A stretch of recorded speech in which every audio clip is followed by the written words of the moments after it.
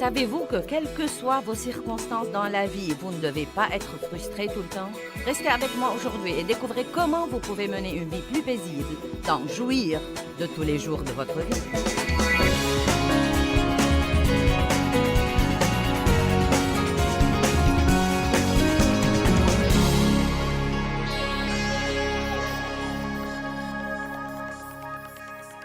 Vous devez avoir Dieu tout le temps. Tout le temps. Tout le temps. Eh bien, vous savez, il y a des gens qui mettent plus longtemps à le comprendre que d'autres. J'ai pas mal de discipline naturelle dans ma personnalité. Et donc, dès que j'ai vraiment reçu un appel pour prêcher, c'était le plus grand service que Dieu aurait jamais pu me rendre, à moi personnellement, car je suis une personne très responsable. Donc, le fait de m'appeler à prêcher m'a forcé à demeurer dans la parole, car je n'allais jamais essayer de prêcher sans assumer ma responsabilité. Donc j'avais des tas de problèmes à cause de la façon dont j'étais élevée, mais plus j'étudiais la parole, plus longtemps j'étudiais la parole, plus je passais du temps avec Dieu, plus je changeais. Mais c'était pas du jour au lendemain et je change toujours. Il y a un côté dans ma bouche à propos duquel Dieu s'est occupé de moi et s'est occupé de moi, mais je ne me sens plus condamnée désormais quand Dieu essaye de s'occuper de moi. J'aime ça. Je disais, oui, Dieu continue. Continue car tu me connais. J'oublie ça tous les 3 jours. Je mettais mon plan dans mon journal. Ouh, c'est bon, je vais focaliser sur ça. Ça va être formidable. 3 jours plus tard, je ne me rappelais plus ce que c'était. Ma fille est là cette semaine et parfois nous nous rendons responsables l'une devant l'autre. Et donc, je lui ai dit l'autre jour, j'ai dit une des choses que je veux, c'est un but que je dois vraiment atteindre. Dieu m'a convaincu d'arrêter d'interrompre les gens. Vous savez, car quand on est bavard, on veut que tout le monde se taise pour qu'on puisse dire ce qu'on a à dire. Et j'ai du mal à supporter les gens qui aiment les détails et qui veulent toujours me raconter tous les détails insignifiants de toutes les choses. Je leur dis, donnez-moi juste l'essentiel pour que je puisse parler. Allez! Eh bien, donc, à qui suis-je mariée? À un homme qui aime les détails. Et si Dave veut que... Si je veux lire à Dave un verset, je lui lis le verset. Mais si Dave veut me lire un verset, il me lit le chapitre. Tout ce qui le précède, tout ce qui le suit. Au moment où il arrive au verset, je suis si frustrée. Donc j'ai prié, Dieu, s'il te plaît,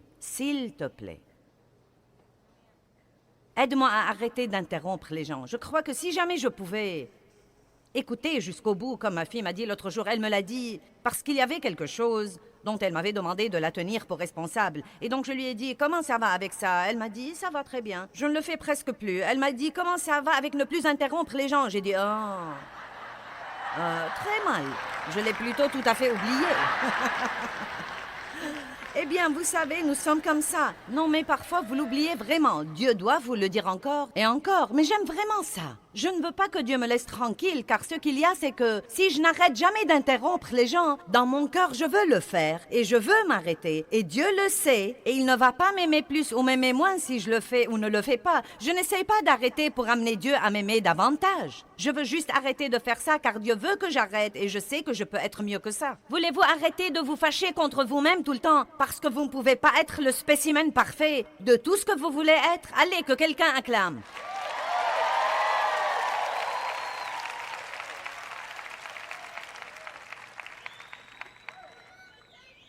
Alléluia! Oui, nous voulons changer. Nous devons changer. Mais nous devons nous fier à Dieu et non pas à nos efforts. Dieu peut-il changer quiconque, aussi mauvais qu'il soit? Y a-t-il d'impossible à Dieu? Je crois que Dieu choisit exprès. Eh bien, la Bible dit que Dieu choisit exprès les pires situations qui soient pour montrer sa puissance. Regardons ces versets. 1 Corinthiens, chapitre 1, versets 24 à 28. Mais pour ceux qui sont appelés, tant juifs que grecs, païens, Christ est la puissance de Dieu et la sagesse de Dieu. Car la chose folle qui vient de Dieu est plus sage que la sagesse des hommes, et la chose faible qui vient de Dieu est plus forte et plus puissante que la force des hommes. Donc il dit que vous seriez dans une meilleure position si vous aviez Dieu que si vous étiez une personne forte et sûre d'elle qui croit qu'elle n'a pas besoin de Dieu. Verset 26. « Car considérez simplement votre vocation, frères. Pas beaucoup de vous sont considérés être sages selon les évaluations et les critères humains. Ni beaucoup de vous sont influents et puissants, ni beaucoup sont de haute et de noble naissance. Non, car Dieu a choisi, a délibérément choisi. » Wow! Ce que dans le monde est considéré comme des choses folles pour confondre les sages, et ce que le monde appelle des choses faibles pour confondre les forts. Et Dieu a aussi sélectionné, c'est-à-dire délibérément choisi. Vous savez, Dieu ne s'est pas retrouvé avec nous sur les bras et maintenant il se voit contraint d'essayer de se débrouiller. Vous savez, ce n'est pas que j'étais la seule option qu'il avait pour remplir ce rôle dans le ministère. Il m'a en réalité choisi exprès. Et je peux vous dire une chose, personne n'a pu comprendre pourquoi. Non, mais vous auriez dû me voir quand Dieu m'a d'abord appelé à faire ça. Les 5 premières, eh bien, ça n'a pas duré 5 ans, mais quand j'ai commencé à donner des études de Bible à la maison, et je vous dis la vérité vraie, je m'asseyais en short court et j'enseignais la Bible en soufflant la fumée dans la figure de tout le monde. Et voici la partie que votre pensée religieuse ne va pas accepter. C'était ouin!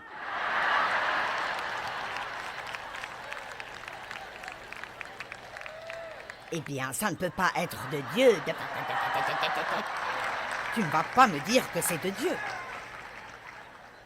Tout d'abord, tu es une femme et tu n'as même pas fait beaucoup d'études et tu n'as pas été au cimetière, je veux dire au séminaire, et...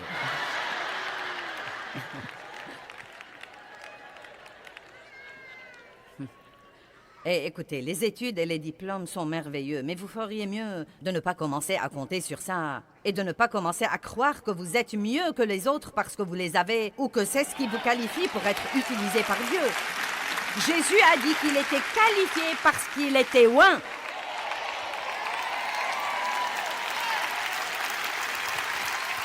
Et quand Dieu vous choisit et quand il décide de vous promouvoir, il pourra faire tout ce qu'il voudra et ce n'est l'affaire de personne.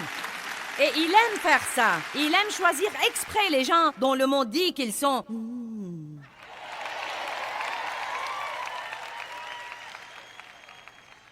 Et je me repense toujours à ces premiers jours où les gens étaient si fâchés contre moi. Ils étaient exaspérés parce que Dieu m'utilisait. Je disais, cet appel ne vient pas de moi.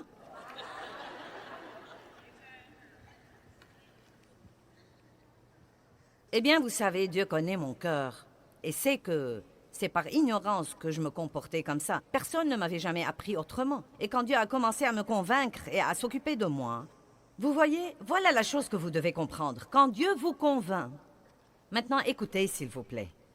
Quand Dieu s'occupe de vous à propos de quelque chose qui ne va pas dans votre vie, cela veut dire que la puissance est là pour le changement. Maintenant, tout ne viendra peut-être pas à la fois, mais ça ne sert à rien de dire « je ne peux pas faire ça ». Je ne peux pas le faire, car Dieu ne vous demandera jamais de faire quelque chose sans vous donner la puissance et la capacité de le faire. Tout ce que vous devez faire, c'est de vous accorder avec Dieu et dire « Dieu, si tu dis que je peux, alors je peux ». Je ne sais pas comment je vais faire ça, mais toi tu sais, parce que ce qui est impossible aux hommes est possible à toi.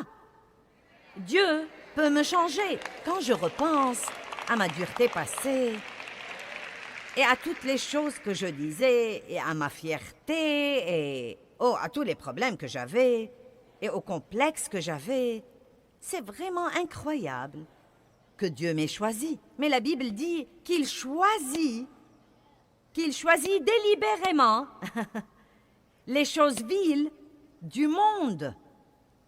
Verset 28 nous dit « Et Dieu a délibérément choisi les choses viles et insignifiantes du monde, et celles qu'on juge et celles qu'on méprise, et celles qui ne sont point, pour détrôner et réduire à néant celles qui sont. » Et pourquoi fait-il ça? 1 Corinthiens 1, verset 29. « Afin que nulle chair ne se glorifie devant lui. » Écoutez-moi bien, il y a une chose que je sais, et je n'ai pas besoin de travailler dur pour la comprendre. Je sais ce que je suis sans Dieu. Et je sais que ce que je fais est de Dieu. Donc ce n'est pas de ma faute si quelqu'un aime ça vraiment ou ne l'aime pas. Je ne me suis pas appelée moi-même, c'est Dieu qui m'a appelée. Et vous devez arrêter de vous excuser de ce que vous êtes. Dieu vous a appelé à une relation avec lui. C'est lui qui vous a encouragé à venir à lui et il veut faire de grandes choses pour vous. Mais vous ne serez jamais ce que Dieu veut que vous soyez si vous n'arrêtez pas de vous fâcher contre vous-même, car vous n'êtes pas ce que vous croyez que vous devriez être en ce moment. Chacun de vous devrait déclarer que Dieu s'occupe de lui à propos de quelque chose et ne pas sans vouloir. Réjouissez-vous-en. Je m'inquiéterais si Dieu ne s'occupait pas de moi à propos de quoi que ce soit. Et franchement, les gens m'effraient quand ils me disent que Dieu ne s'occupe d'eux à propos de rien. Vous êtes déjà mort et vous êtes allé au ciel. Amen. Dieu peut-il utiliser n'importe qui? Regardons Luc 8. Luc 8, les 3 premiers versets. Ensuite, Jésus allait de ville en ville et de village en village, prêchant et annonçant la bonne nouvelle, l'évangile du royaume de Dieu.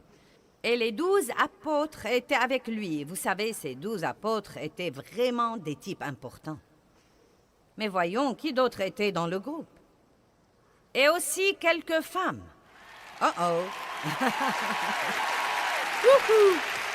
Et aussi quelques femmes qui avaient été guéries d'esprits malins et de maladies. Marie, qu'on appelait Marie de Magdala, de laquelle Jésus a fait sortir 7 démons. Donc nous avons là les 12 apôtres et une femme qui était possédée de 7 démons. Maintenant, je ne sais pas comment elle était, mais je vous parie qu'elle était pire que moi. Non, mais vous avez 7 démons, vous êtes un désastre. Elle avait un problème de pensée, un problème de bouche, un problème d'attitude. Je vous parie. Combien d'entre vous croient qu'elle avait beaucoup de problèmes? Et je veux que vous voyiez qu'il s'occupait de Jésus. J'aime ça.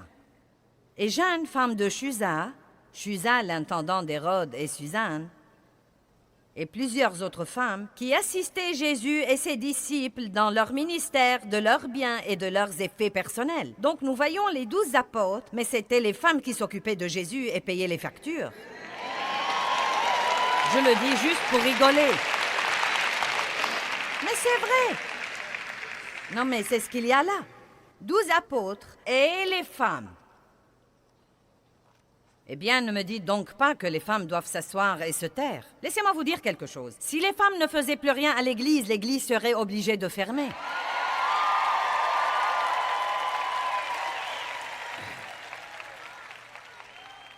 Et ça a commencé depuis très longtemps. C'est les femmes qui versaient de l'argent pour s'occuper de Jésus.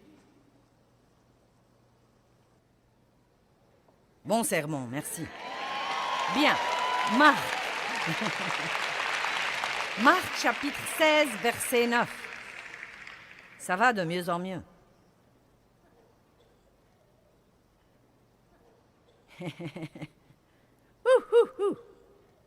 Est-ce que les femmes peuvent prêcher? Nous allons le découvrir. Quelqu'un m'a dit dernièrement, et c'était si drôle pour moi. Eh bien, tu sais, notre confession n'aurait pas de problème avec toi si tu arrêtais de te faire appeler prédicatrice et si tu te faisais appeler enseignante. J'ai dit donc, si je change ces quelques lettres, je serai acceptée?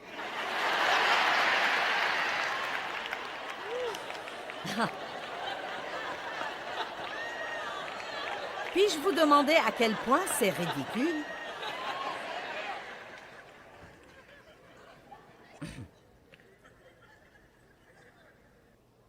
Marc 16, 9, vous allez voir quelque chose de beau. Maintenant, Jésus, étant ressuscité d'entre les morts, le matin du premier jour de la semaine, est allé chez les 12 apôtres et a demandé aux plus grands d'entre eux d'aller donner le premier message de la résurrection. Non. Jésus étant ressuscité d'entre les morts, le matin du premier jour de la semaine, apparut d'abord à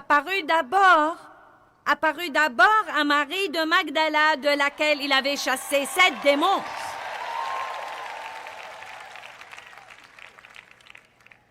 Il est allé à la pire personne. Alléluia. Maintenant, je ne suis pas là pour promouvoir les droits des femmes. Non, mais il ne s'agit pas de cela, mais... Vous savez, j'en ai par-dessus la tête d'entendre dire que les femmes ne peuvent rien faire. Vous savez, les femmes étaient les premières au tombeau, les dernières à la croix et les premières au tombeau. Les gars dormaient, et les dames étaient là et elles cherchaient Jésus.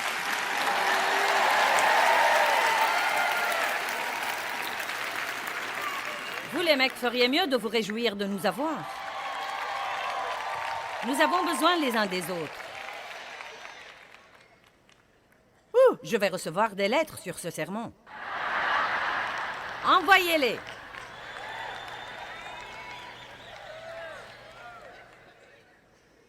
Donc, quand les gens me disent que les femmes ne peuvent pas prêcher, je leur dis, que croyez-vous que Marie de Magdala faisait le matin de Pâques? Allez dire à ses disciples qu'il est ressuscité à l'air d'un sermon pour moi. Amen. Je ne parle maintenant que des femmes, car, à dire vrai, les femmes ont été harcelées assez longtemps. Tout au long de l'histoire. Non, mais c'est pathétique, même aujourd'hui, ce que les femmes sont maltraitées dans notre monde. Peut-être pas dans notre société, mais vous n'arriverez pas à croire les atrocités qui ont lieu. Et à quel point les femmes sont maltraitées et elles sont regardées comme une classe inférieure d'êtres humains. Laissez-moi vous dire quelque chose. Dans beaucoup de cultures, elles sont la pire minorité.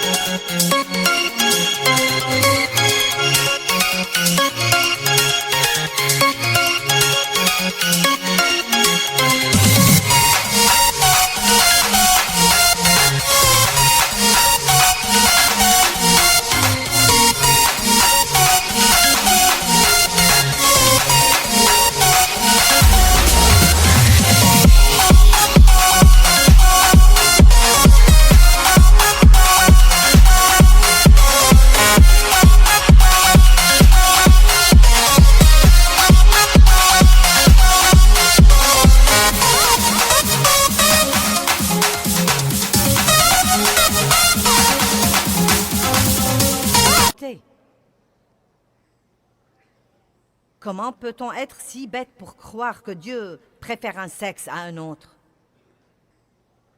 Écoutez-moi bien, nous sommes tous égaux en lui. Et ce que nous sommes, nous le sommes en lui. Et si nous ne sommes pas en lui, nous ne sommes rien, un grand zéro.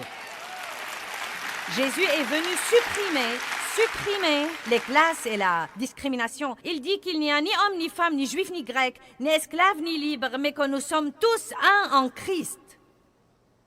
Donc, notre valeur consiste en qui nous sommes en lui et non pas dans notre éducation, nos connaissances, notre physique, notre lieu de travail, la voiture que nous conduisons et la couleur de notre peau. Notre valeur n'est en rien sauf en qui nous sommes en lui et en lui nous sommes tous égaux. Amen. Apprenez à recevoir la grâce de Dieu. Dieu vous aime tellement et il a un très bon plan pour votre vie. Et vous n'en êtes pas là où vous devriez être, personne ne l'est. Dieu savait tout sur vous quand il vous a appelé à une relation avec lui. Il savait où vous seriez aujourd'hui.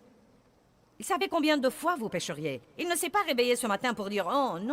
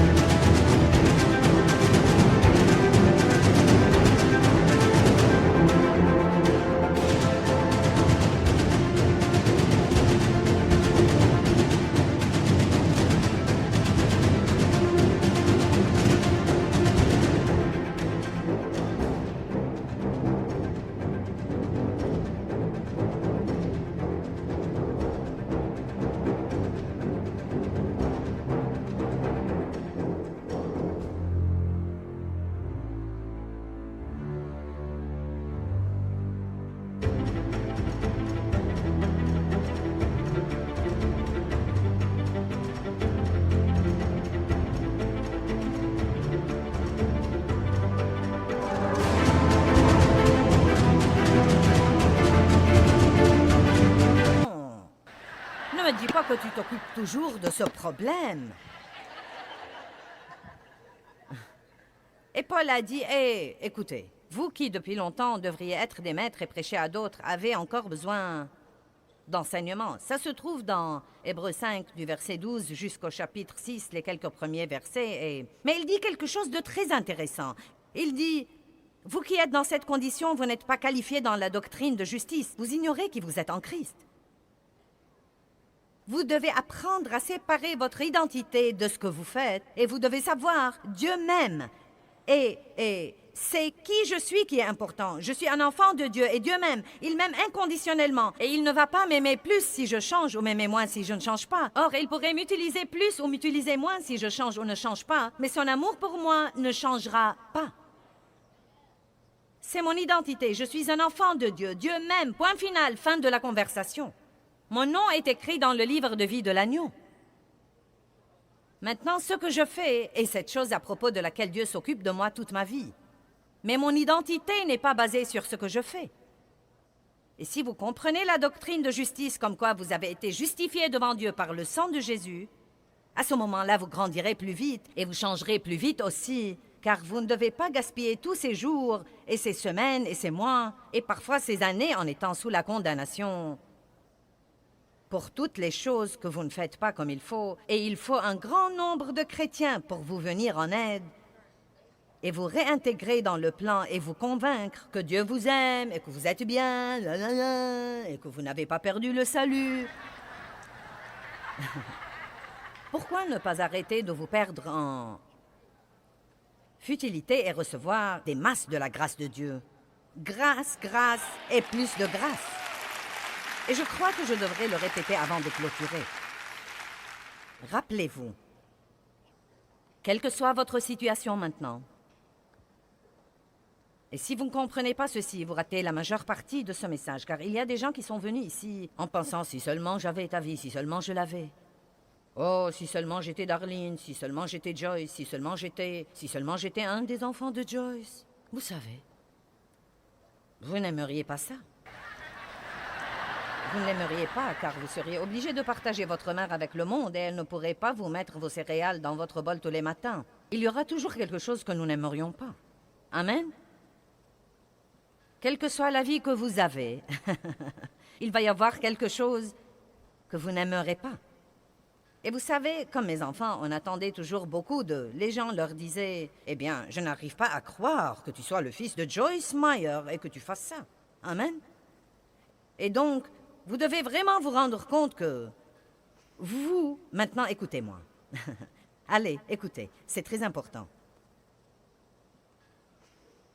Vous devez comprendre que vous n'avez pas la vie de quelqu'un d'autre et que vous ne l'aurez jamais. Donc, vous feriez mieux d'aimer la vie que vous avez. Vous feriez mieux d'adopter la vie que vous avez et d'arrêter de rester assis à souhaiter. Arrêtez de souhaiter de ressembler à quelqu'un d'autre ou d'avoir sa personnalité, ou de chanter comme lui, ou de pouvoir faire ce qu'il fait. Arrêtez tout cela, arrêtez ça. Et commencez à dire « Dieu, me voilà. Fais de moi tout ce que tu voudras. » Et tout est également important. Si vous faites du bon travail en élevant 4 enfants, c'est aussi important que ce que je fais. Non, mais tout est également important aux yeux de Dieu. Tout ce qu'il veut de nous, c'est que nous fassions ce qu'il nous dit de faire. Vous savez, si Dieu vous a demandé d'être une femme au foyer et que vous essayez de faire ce que je fais, vous serez hors de la volonté de Dieu et vous perdrez la récompense. Vous n'aurez pas plus de récompense si vous êtes en chair que si vous êtes là-bas. Vous êtes tous importants pour Dieu. Il veut que vous jouissiez de votre vie. Et il vous aime. Et il y a quelque chose que vous pouvez faire que personne d'autre ne peut faire exactement comme vous le faites. Donc, aimez votre vie. La deuxième chose est que quelle que soit votre situation maintenant, si vous avez un conjoint non sauvé et que vous croyez que Dieu vous a dit de rester et que peut-être même s'il y a des tas de trucs que vous n'aimez pas et vous ne comprenez pas, mais vous croyez que Dieu veut que vous soyez là pour le moment, vous serez à ce moment-là capable de rester là avec joie. Et je crois que c'est juste une façon de penser. Je vais vous dire quelque chose, et ça a l'air drôle, mais les premières années de mon mariage avec Dave, Je ne sais pas pourquoi il est resté avec moi si ce n'était la grâce de Dieu, car j'étais un gâchis. Et il n'y avait rien qui annonçait que j'allais prêcher un jour, croyez-moi. Mais regardez ce qui peut arriver si vous restez avec quelqu'un. Vous ne savez jamais ce que Dieu peut faire. Amen. Non, mais il a dit qu'il y avait des fois où il prenait la voiture et allait quelque part et pleurait. Parce que j'étais vraiment si difficile à vivre et odieuse et désagréable et j'étais si manipulatrice et autoritaire. Mais il croyait que Dieu nous avait mis ensemble et il croyait vraiment que Dieu me changerait s'il priait pour moi. Et en effet, il disait que 2 semaines s'écoulaient et il remarquait quelques changements. Dieu lui a donné une grâce pour être dans la situation dans laquelle il était, et si Dave n'était pas resté avec moi, je ne serais peut-être pas guérie. Maintenant, écoutez-moi. Qui a demandé à Dieu de l'utiliser? Voulez-vous donc arrêter de vous plaindre de votre situation?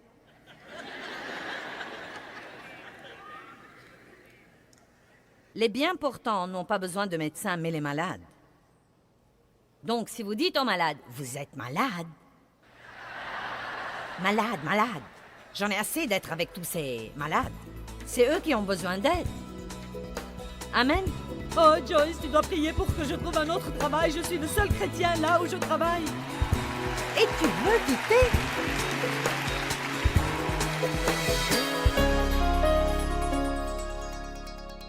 Eh bien, nous avons essayé de vous expliquer aujourd'hui que les œuvres de la chair équivalent à la frustration. Il m'a fallu longtemps pour l'apprendre. Il m'a fallu longtemps pour apprendre même à reconnaître quand j'étais dans les œuvres de la chair, ce qui veut dire que j'utilisais mon énergie pour faire le travail de Dieu. Et je sais que nous faisons ça très souvent et ça ne fait que nous frustrer. Et donc, je voudrais que vous soyez ouverts à apprendre davantage sur ce plan, car je crois qu'une fois que vous l'aurez appris, vous aurez une vie de joie et de paix.